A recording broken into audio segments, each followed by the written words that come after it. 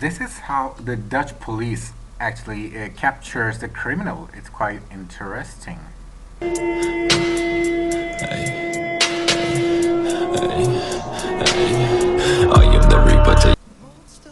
If you're gonna take a photo with your dog, something like this, the result would be really cool.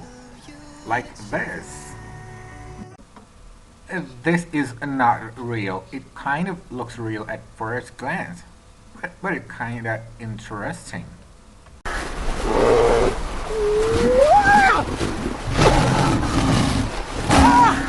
Oh, look, an eagle! If you see the guy on the left, it's a really close call. It looks like he's not gonna make it, but to your surprise, he's gonna make it. That's cool. Good job. You made it back with This bike wants to drift itself, and this kinda ended up in fun.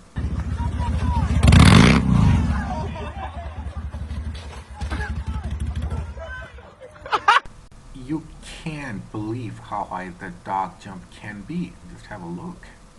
You will be surprised.